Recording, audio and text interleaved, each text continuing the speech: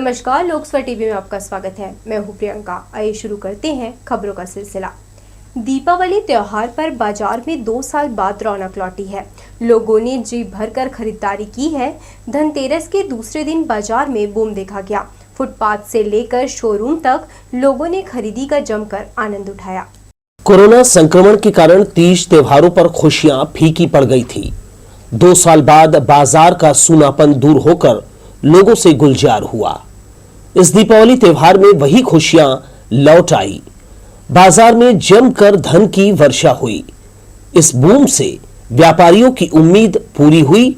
लागत के अनुसार खरीदी करने वालों की भीड़ बाजार में 5 दिनों तक छाई रही। धनतेरस के अगले दिन भी शहर के सभी प्रमुख मार्केट में पैदल चलना मुश्किल हुआ। फुटपाथ से लेकर बड़ी दुकानों और इलेक्ट्रॉनिक सराफा शोरूम में पसंद और शॉपिंग का सिलसिला जारी रहा। कपड़ों की खरीदी ऊंची ब्रांडेड दुकानों से लेकर फुटपाथ पर लगने वाले ढेर से चुनने वालों की भीड़ देखी गई। घरेलू सजावट, लक्ष्मी पूजन और खुद को सजाने संवारने के लिए चीजों की खरीदारी में लोगों ने कोई कसर बाकी नहीं रखी। 2 साल बाद मिले खुशी और उल्लास के इस अवसर का सभी वर्ग ने जमकर फायदा उठाया।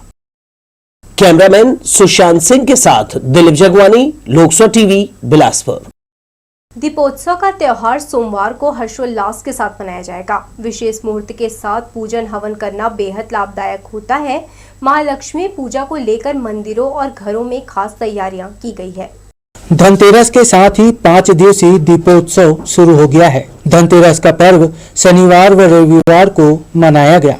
इसी तरह से रूप चौदस का पर्व मुहूर्त रविवार को 4:45 से सोमवार को 5:29 तक रहेगा। इसके बाद कार्तिक अमावस्या प्रारंभ होगी। इसके साथ ही महालक्ष्मी का पूजन प्रारंभ हो जाएगा। मंगलवार को सूर्य ग्रहण का सूतक 12 घंटे पहले लग जाता है, इसलिए सूतक 4 बजे से लगेगा। मंदिर के पट रात में बंद होने के बाद बुधवार को खुलेंगे, इसलिए गोवर्धन पूजन व अन्नकूट का आयोजन भी बुधवार को किया जाएगा। हवन पूजन में शुभ मुहूर्त का विशेष महत्व रहता है, इसलिए हवन पूजन शुभ लग्न व मुहूर्त में करना ही विशेष फलदायी होता है। हरदेवलाल मंदिर के पुजारी अर्जुन मिश्रा ने दीपावली के विशेष मुहूर्तों पर प्रकाश डाला। ये दिवाली तो बहुत ही खास है, क्योंकि 2 सालों बाद कोरोना काल के बाद लोगों को खुल के पूजा करने का वो है मौका मिला है। और बहुत ही अच्छा, मतलब मंदिरों में भी लोग आ रहे हैं और अब मत्था टेक रहे हैं माता जी के पास। और 26 तारीख को हरदेवलाल भगवती मंदिर में हमारे यहाँ अन्नकूट का मनाया जाएगा और भंडारा होता है, तो सभी भक्त यहाँ आमंत्रित रहेंगे। दीपावली का त्योहार हर वर्ग खुशी और उल्लास के साथ मनाता है। दीपों से उज्ज्वलित इस त्योहार के साथ लोग धन धान्य सहित सुख समृद्धि की कामना करते हैं। लोकसभा टीवी की ओर से आप सभी को दीपावली की हार्दिक शुभकामनाएं। लोकसभा टीवी के लिए कैमरामैन राजा खान के साथ नीरज शर्मा, बिलासपुर। इस वर्ष दीपावली से पहले धनतेरस 2 दिनों तक मनाया गया। कोरोना के बाद उल्लास के साथ मनाए जा रहे दीप पर्व के पहले धनवंतरी पूजा के मौके पर लोग खरीदी करने बाजार में टूट पड़े। हर तरफ की सड़कें खरीदार और विक्रेताओं से भरी नजर आई। शैली के मुताबिक शहर विधायक शैलेश पांडे ने इस मौके पर बाजार में पैदल घूमकर ग्राहकों और दुकानदारों से मेल मुलाकात की। सिम्स चौक से लेकर जूना बिलासपुर तक प्रतिष्ठानों में जाकर उन्होंने व्यापारियों से जहां बाजार की हालचाल ली और ग्राहकों से भी मिलकर उनका कुशल क्षेम जाना। इस मौके पर उन्होंने सभी को दीपोत्सव की शुभकामनाएं दी। शहर विधायक को अपने बीच पाकर व्यापारी और ग्राहकों के चेहरों में खुशी की लहर देखी गई। दीपावली का पर्व आ रहा है, आज धनतेरस है और बिलासपुर पे परंपरा हमेशा की बनी रही थी। हम सभी लोग, हमारे सभी साथी पार्षद, एल्डरमैन और हमारे दल के सभी साथी आज निकलते हैं और सराफा बाज़ार, बर्तन बाज़ार, बिलासपुर का जो गोल बाज़ार है, वहाँ पर सभी व्यापारी बंधुओं को जो अपना व्यापार करते हैं, उन सब से मिल के उनको दीपावली, धनतेरस की शुभकामना देते हैं और उन सब के लिए जो है देवी माँ से प्रार्थना करते हैं कि सबका जो है घर परिवार सुखी रहे और बिलासपुर इसी तरह आगे बढ़ता रहे और सुख शांति बनी रहे, खुशियाँ बनी रहे। प्रदेश के पूर्व मंत्री व भाजपा नेता अमर अग्रवाल हमेशा की तरह इस बार भी दीपावली के मौके पर धनतेरस के दिन शहर के प्रमुख बाजारों सदर बाजार, गोल बाजार में जाकर ग्राहक और व्यापारियों से मेल मुलाकात की। गौरतलब है कि धनतेरस के अवसर पर खरीदारों की भीड़ बाजारों में उमड़ती है। शहर के मुख्य बाजार में सबसे ज्यादा भीड़ नजर आती है। इस मौके पर नेताओं का ग्राहक और व्यापारियों से मिलना एक तरह का जनसंपर्क माना जाता है। पूर्व विधायक अमर अग्रवाल ने भी इस अवसर का लाभ उठाते हुए व्यापारियों और ग्राहकों के बीच पहुंचे। उनसे मिलकर उन्होंने दीप पर्व की उन्हें बधाई दी। कोरोना काल के 2 साल बाद जिले में इस बार बाजार की रौनक कुछ अलग ही नजर आई। धनतेरस की खरीदारी के लिए बाजार में ग्राहकों की भारी भीड़ देखी गई। शनिवार को लोगों ने आवश्यकता और मान्यता को लेकर सामानों की जमकर खरीदारी की। सोने चांदी के सिक्के, जेवरात, लक्ष्मी गणेश की मूर्ति, बर्तन दुकान, इलेक्ट्रिक दुकानों और वाहनों के शोरूम में ग्राहकों की भीड़ से माहौल बना रहा। ग्राहकों का अच्छा प्रतिसाद मिलने से व्यापारियों के चेहरे भी दमक उठे। के त्योहार में हम लोग खरीदते हैं ना चीज़ें, सोना चांदी लोग खरीदते हैं ना, तो वही हम लोग खरीदने आए हैं। तो हैप्पी धनतेरस टू एवरीवन। अच्छे से धनतेरस मनाइए और पटाखे ज़्यादा मत जलाइए, एनवायरनमेंट का ध्यान रखिए। दीपावली की भीड़ और बाजार में सुरक्षा व्यवस्था को ध्यान में रखते हुए देवकीनंदन चौक से गांधी चौक तक पुलिस की टीम ने पैदल गश्त किया।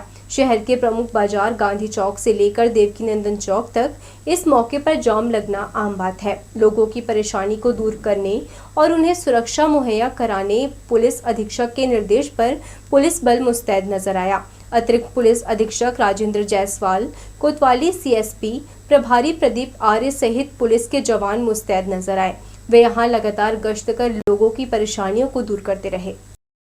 एसएसपी मैडम के निर्देश पे वर्तमान धनतेरस त्यौहार और दिवाली त्यौहार को देखते हुए सभी राजपत्रित अधिकारी और सभी थाना प्रभारियों को निर्देशित किया गया कि भीड़ वाले इलाके, बाजार वाले जो क्षेत्र हैं वहाँ पर लगातार पैदल पेट्रोलिंग करके सुरक्षा व्यवस्था व यातायात की व्यवस्था को दुरुस्त करने का, उसी के परिप्रेक्ष्य में यहाँ लगातार अलग अलग मार्केट क्षेत्र जो गोल बाजार, सदर बाजार, बृहस्पति बाजार, बुधवारी बाजार, मुंगेली का क्षेत्र, सदर जो सिविल लाइन का जो क्षेत्र है, पुराना बस स्टैंड क्षेत्र, शहर के तमाम जो बाजार वाले क्षेत्र और भीड़ वाले जो क्षेत्र हैं वहाँ पर पुलिस के द्वारा लगातार पेट्रोलिंग की जा रही है, जिससे व्यवस्था लगातार दुरुस्त है। ट्रैफिक भी अच्छे से चल रहा है और बाजार व्यवस्था भी दुरुस्त है।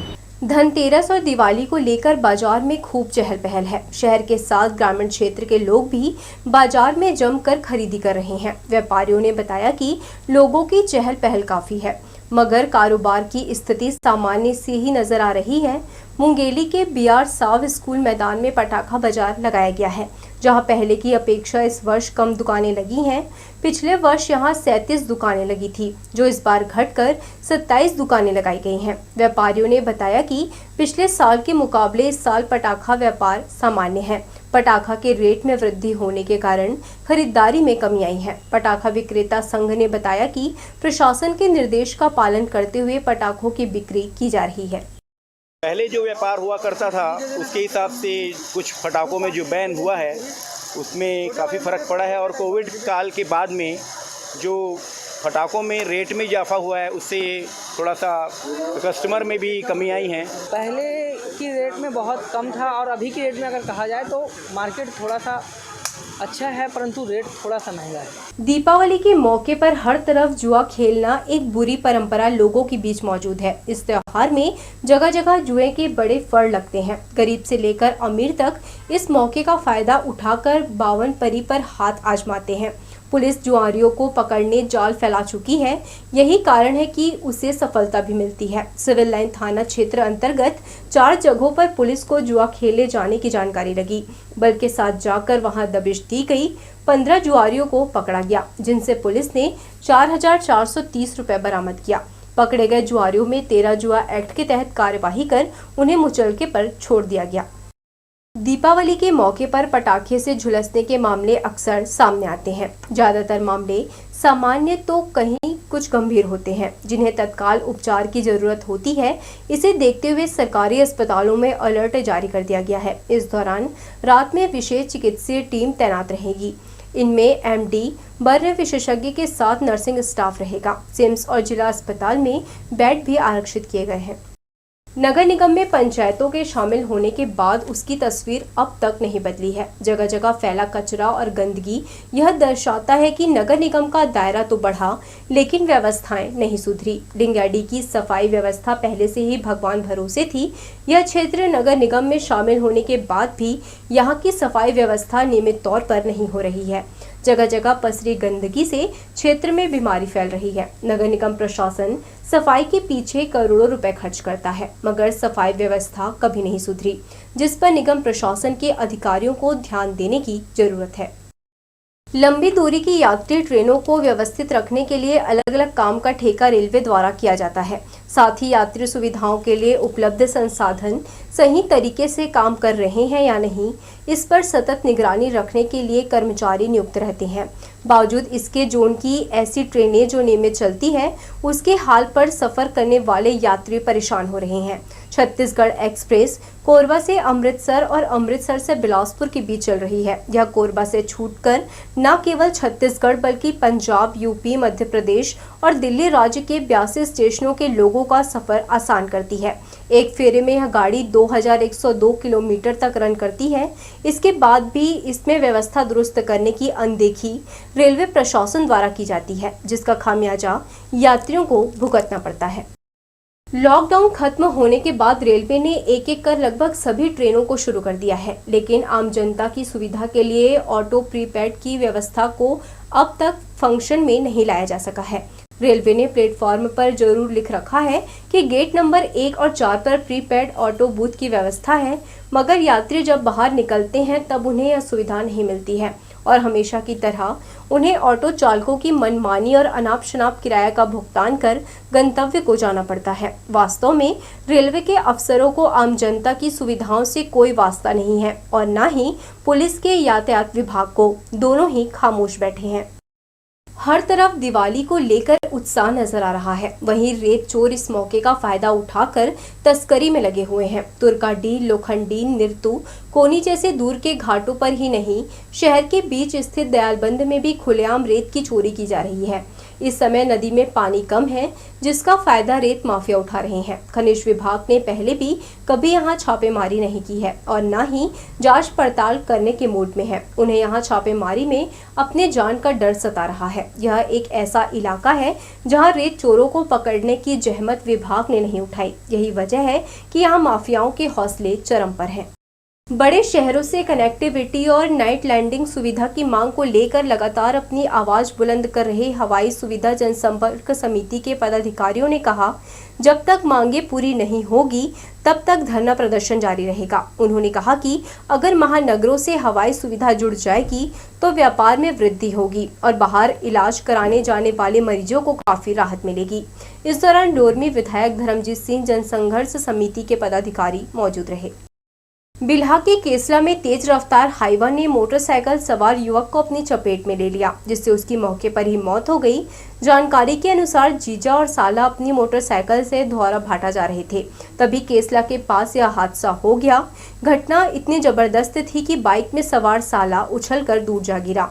मृतक शेख साकिर भाटापारा का रहने वाला बताया जा रहा है। घटना के बाद हाईवा चालक मौके से फरार हो गया। घटना के बाद आक्रोशित लोगों ने चक्का जाम कर वाहन में तोड़फोड़ भी कर दिया। घटना की जानकारी मिलते ही मौके पर पुलिस पहुंची और जैसे तैसे मामले को शांत कराया। इसके बाद आवागमन शुरू हो सका। बिल्हा टीआई अंजना किरकेट्टा, चकरभाटा टीआई प्रतिभा मरकाम और हिर्रे पुलिस इस दौरान मौजूद रहे। खूब हुई बारिश के कारण इस बार किसान फसल को लेकर परेशान नजर आ रहे हैं। बारिश के थमते ही अब फसल पर कीट पतंग और माहों का खतरा मंडराने लगा है। किसान जैसे तैसे फसल को बचाने दवा का छिड़काव कर रहे हैं। हम आपको बता दें कि इधर छत्तीसगढ़ शासन 1 नवंबर से धान खरीदने जा रहा है। इधर जमीनी हकीकत ये है कि नमी होने की वजह से फसल को काट पाना मुश्किल हो रहा है।